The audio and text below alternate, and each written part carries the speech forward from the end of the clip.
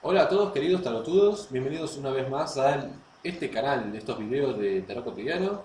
En esta oportunidad vamos a estar explorando y derribando distintos mitos con respecto al mundillo del tarot. El primer gran mito que vamos a explorar es el supuesto origen egipcio del tarot.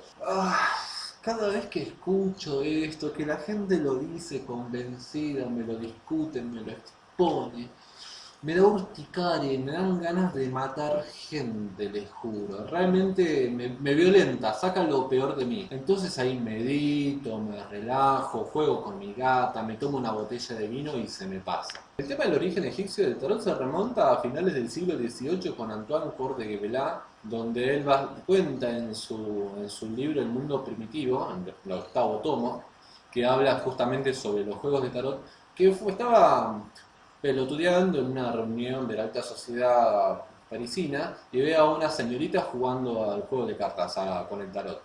Él ve las cartas y las flashea y empieza a asociar un montón de imágenes y fantasías ligadas con el antiguo Egipto. En ese momento los franceses, digamos la sociedad europea estaba redescubriendo la cultura egipcia, la estaban explorando. Entonces había una gran fascinación cultural e intelectual con respecto a ese mundo tan misterioso y distinto que encontraban, que volvían a encontrar. Esto sumado a toda una tendencia filosófica que intentaba rescatar o volver a una cultura idealizada, a una era de oro perdida para siempre que se suponía tenía el conocimiento y la sabiduría perenne. A través de toda esta serie de factores intelectuales y su propia capacidad imaginativa, Kurt de Gebelá asoció estas cartas a los arcanos mayores, estrictamente hablando, con el libro de todo, con todo un conocimiento místico, filosófico y religioso que se supone tenían ciertos sacerdotes egipcios que lo plasmaron primero en las paredes como recuadros y que luego se transformaron en estas cartas. Este mito se conserva al día de hoy porque a partir de ahí un montón de autores como de Taylor, Eliphas Levi, Papus, Weir también, fueron reproduciéndolo y jamás lo cuestionaron, simplemente lo dieron por cierto. Hay que darse cuenta que es un factor bastante marketinero esto, como otros tipos de factores marketineros de los que hablaremos en otro momento, o los podemos hablar en este momento también. Como decir que el tarot es el conocimiento perdido del antiguo Atlantis, como decir que el tarot es el evangelio perdido de María Magdalena, o que fue inventado por los cátaros. Y hoy por hoy mucha gente que lee algunos de estos tipos de autores o páginas de internet que se alimenta de estos autores tiende a tener este tipo de creencia de que, bueno, sí, el tarot es egipcio, viene de los antiguos egipcios, es el libro de Thoth y es el conocimiento perdido y rescatado a través de los gitanos, como dice Papus. Lamento decepcionarlos, chicos, pero históricamente el tarot tiene un origen europeo, tiene un origen renacentista. Las primeras referencias al juego de triunfos, que es como se llamaba al tarot, particularmente a los arcanos mayores en Europa, provienen de Italia, y las referencias alegóricas que constituyen los triunfos en esa época y que llegan hasta la actualidad, las podemos encontrar en un montón de referencias literarias, filosóficas, artísticas que estaban muy presentes en la sociedad europea, como podemos encontrar con las virtudes cardinales, la fuerza, la templanza, la justicia, la rueda de la fortuna también, los monarcas, el loco, etcétera. Todas esas alegorías están presentes en un montón de representaciones artísticas de la época.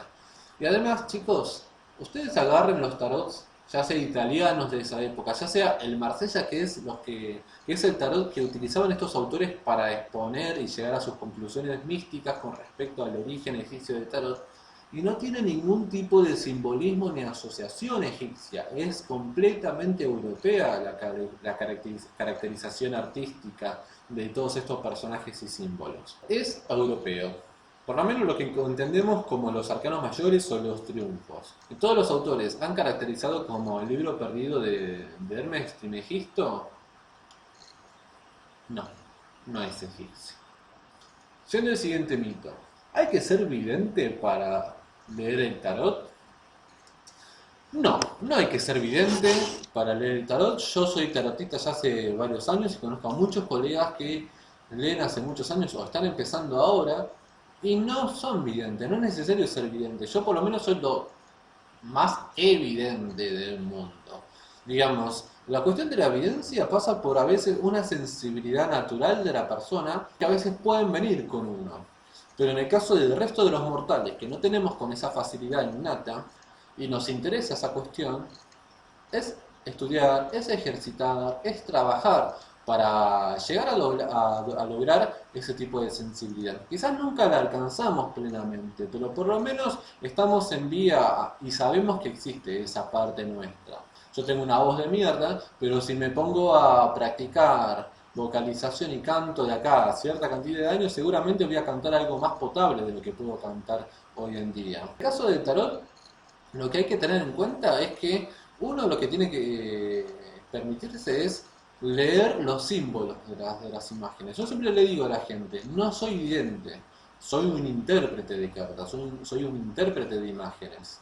Y no es necesario contar con ese tipo de sensibilidad. ¿Sí? El abrirse al lenguaje simbólico lo que va a ayudar es que conozcamos más nuestro lado intuitivo, que conectemos más con esa parte de nuestro cerebro, de nuestra psique. En el caso del tarot, digamos, como tiene un origen histórico, como las representaciones también son bastante filosóficas y atadas a ciertas líneas de pensamiento, tanto los tarots históricos como los tarots de determinadas escuelas o autores, entonces nosotros racionalmente podemos conectar con ese conocimiento, podemos estudiarlo y podemos llegar a veces a conclusiones bastante lógicas si extendemos cierta secuencia de cartas.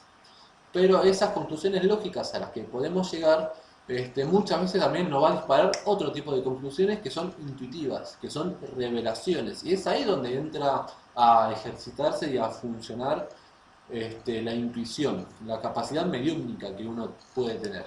Si no son videntes, no son muy sensibles, como en el caso hola, no se frustren porque eso es algo que se entrena, eso es algo que ejercitándolo van a llegar a conectar y a descubrir ese aspecto suyo. La siguiente cuestión que estaría bueno plantearnos es que uno para interpretar el tarot tiene que aprender astrología y cábala, o saber estos sistemas. Esta creencia viene también de estos mismos autores esotéricos del principio, de finales del siglo XVIII y todo el siglo XIX que fueron explorando el tarot de la mano de estos sistemas. Fueron encontrando lazos de acuerdo a su sensibilidad, de acuerdo a su visión del mundo, a su entendimiento de lo que eran esos sistemas y el tarot, y le fueron adosando determinadas correlatividades con lo que es signos, con lo que es planetas, con lo que es determinados céfiros del árbol de la vida, letras del alfabeto hebreo.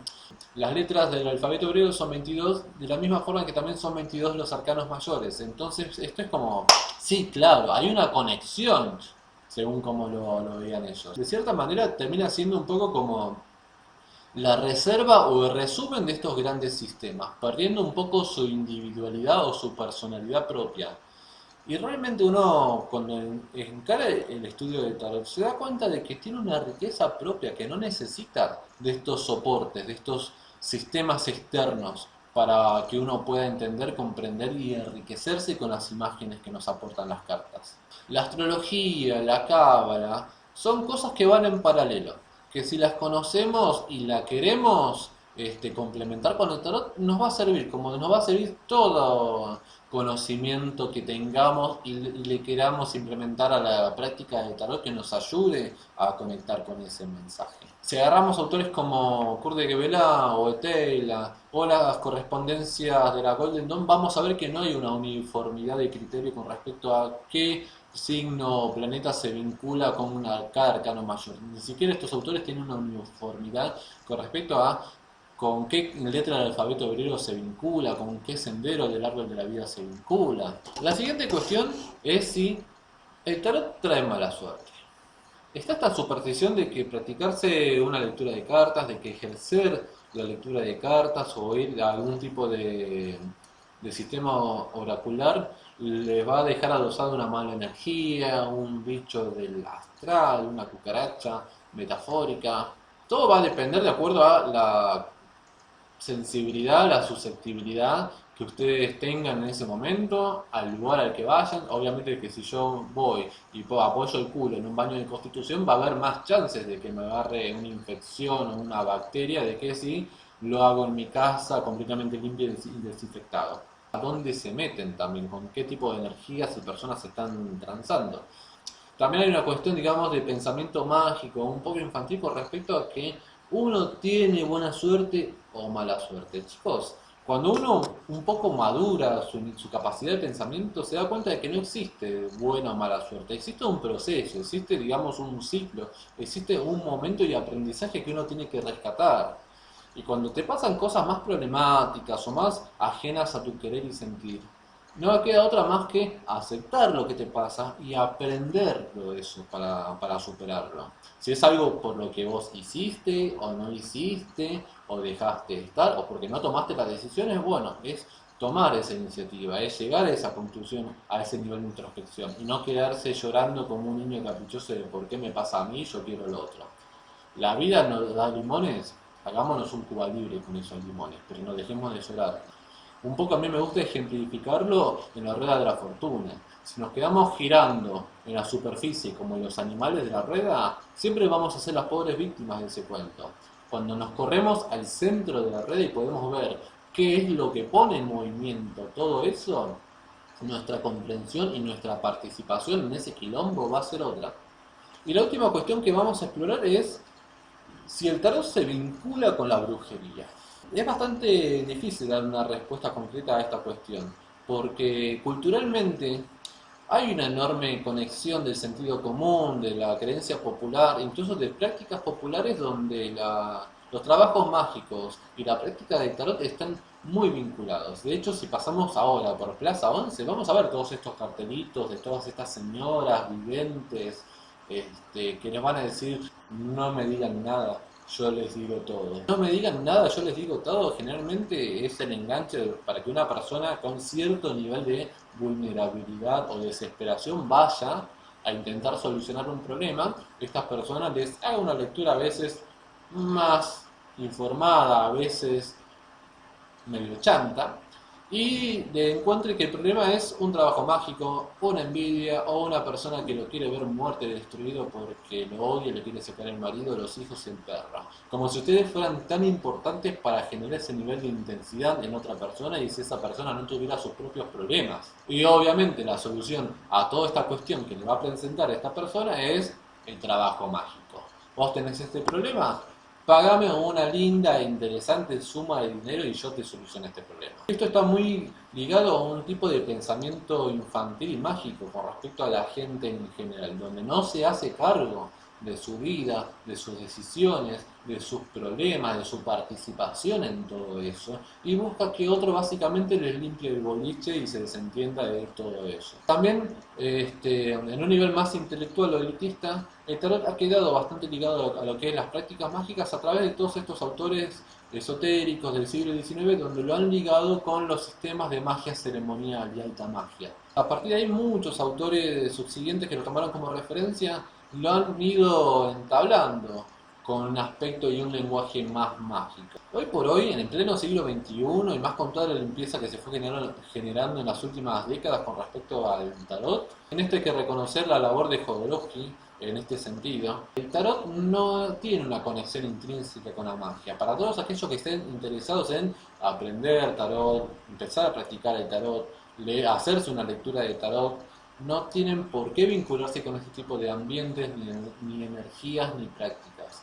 Son cosas completamente distintas que culturalmente lo han llevado a que estas personas o estos círculos además lo utilicen. El tarot no necesariamente conlleva que se aprendan magia ni que tengan que inmiscuirse en ámbitos o personas que la practican y le quieran enchufar trabajos mágicos para solucionar problemas. Son cosas completamente distintas. El tarot hoy por hoy es un juego de cartas que lo único que necesitan para practicar es reflexionar en esas imágenes y cómo esas imágenes, esos símbolos se vinculan con su mundo interior, con su bagaje y su historia personal. Bueno, ojalá ahora tengan un conocimiento un poco más actual e informado de lo que es el tarot y ciertas prácticas y mitos.